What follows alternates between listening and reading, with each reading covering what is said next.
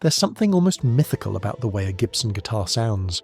That thick, warm sustain that seems to hang in the air just a little longer than it should. The weight in your hands that tells you this instrument means business. From smoky blues clubs in Mississippi to the biggest rock stages on the planet, Gibson guitars have been there, shaping the sound of modern music for well over a century. These instruments have witnessed the birth of rock and roll, the evolution of blues, and countless musical revolutions in between. Walk into any serious guitar shop and you'll see them hanging on the walls like pieces of art. The Les Paul with its carved maple top gleaming under the lights. The angular, almost aggressive flying V that still looks futuristic more than 60 years after its creation. The SG that somehow manages to be both elegant and dangerous at the same time. Each one tells a story about innovation, about taking risks, and about the relentless pursuit of the perfect sound. But how did a small company in Kalamazoo, Michigan, become the gold standard for electric guitars? How did Gibson go from making mandolins to creating instruments that would define the sound of entire generations? The story begins not with electric guitars, but with one man's unconventional approach to building acoustic instruments. Orville Gibson was born in 1856 in upstate New York, but it was in Kalamazoo, Michigan, where his vision would take root. Working in his small workshop starting in 1894, Orville wasn't content to simply copy the existing mandolin and guitar designs of his time. He looked at violins with their carved arched tops and backs, and wondered why guitars couldn't be built the same way. This was revolutionary thinking. Most guitars of the era were built with flat tops and bent sides, a construction method that was proven but limiting. Orville took blocks of solid wood and carved them into shape, creating instruments with arched tops and backs that required no internal bracing. The sound was different, richer and more resonant. These were a complete reimagining of what a stringed instrument could be. His mandolins, in particular, became treasured by bluegrass musicians, though classical players remained divided on whether this radical departure from tradition was genius or heresy. By 1902, 5 Kalamazoo businessmen saw the potential in Orville's designs and formed the Gibson Mandolin Guitar Manufacturing Company. They kept Orville on as a paid employee and began producing his instruments with a full staff of skilled craftsmen. The company introduced innovations that seem obvious now but were groundbreaking then. The adjustable truss rod, invented by Gibson employee Ted McHugh, strengthened guitar necks and allowed for thinner, faster neck designs.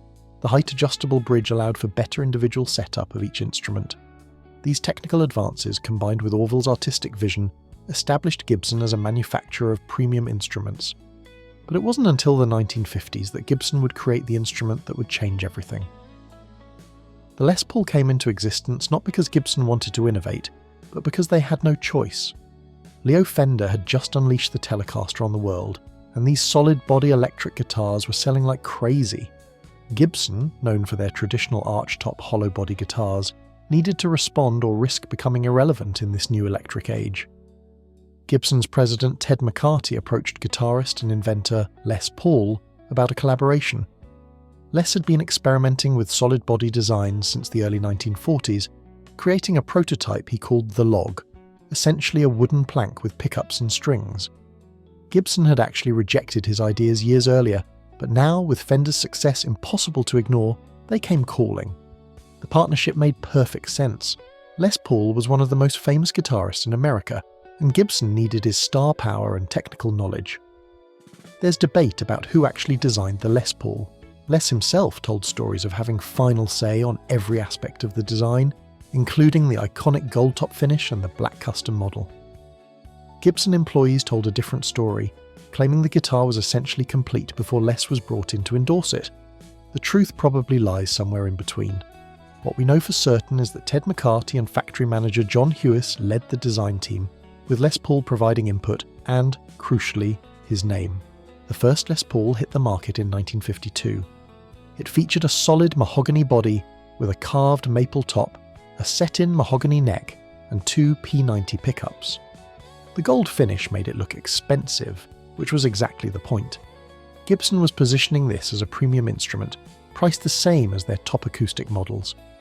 But the original Les Paul, despite looking gorgeous and playing beautifully, didn't immediately set the world on fire.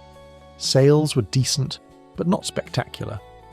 The real magic happened in 1957 when Gibson replaced the P90 pickups with newly developed humbucker pickups designed by Seth Lover. These pickups, which people started calling PAFs because the patent was still pending, produced a thicker, more powerful tone with less unwanted noise. The following year, Gibson introduced the sunburst finish that replaced the gold top, creating what collectors now call the burst. Between 1958 and 1960, Gibson made these sunburst Les Pauls, and for reasons nobody fully understood at the time, they didn't sell particularly well. By 1961, Gibson had actually discontinued the Les Paul design in favour of the SG. This is where the story takes its most fascinating turn. In the mid-1960s, guitarists like Eric Clapton, Mike Bloomfield and Jimmy Page started discovering these discarded Les Pauls in used guitar shops. When they plugged them into cranked Marshall amplifiers, something magical happened. The thick mahogany body and maple top combined with those PAF pickups created a sound that was perfect for the emerging blues rock movement. Sustained for days, a singing quality to single notes, the ability to produce everything from crystalline clean tones to roaring distortion. Suddenly, everyone wanted one. But Gibson had stopped making them. This created a frenzy in the vintage market, and Gibson, seeing the renewed interest, reintroduced the Les Paul in 1968. Today, those original 1958 to 1960 Sunburst Les Pauls are among the most valuable guitars on the planet. Depending on condition and provenance, they can sell for anywhere from $150,000 to over $800,000. Each one has its own personality, its own pattern in the maple, its own unique patina from decades of use. But Gibson wasn't content to rest on one successful design. In the late 1950s, company president Ted McCarty decided Gibson needed to compete with Fender's sleek, modern aesthetic. He hired outside artists to create guitar designs with futuristic appeal. The results were radical. 3 designs were patented in 1957, the Flying V, the Explorer and the Moderne, though the Moderne never made it into production during that era. The Flying V looked like nothing anyone had ever seen. Sharp angles where guitars traditionally had curves, a body shape that resembled an arrowhead, or, as Seth Lover reportedly said when he first saw it, a flying V. The Explorer was even more extreme, with jagged asymmetrical lines that looked like they belonged in a science fiction movie. Gibson built these guitars from Carina wood, a lightweight African hardwood with a pale blonde finish that perfectly captured the space-age aesthetic of the late 1950s. But there was a problem. Dealers thought they were too weird, too different. Most stores ordered just one of each model to put in the window as a curiosity. Gibson's shipping records show they only sold 81 Flying Vs in 1958 and 17 in 1959. The Explorer fared even worse, with only 19 shipped in 1958 and 3 in 1959. Both models were discontinued by 1959, apparently failed experiments.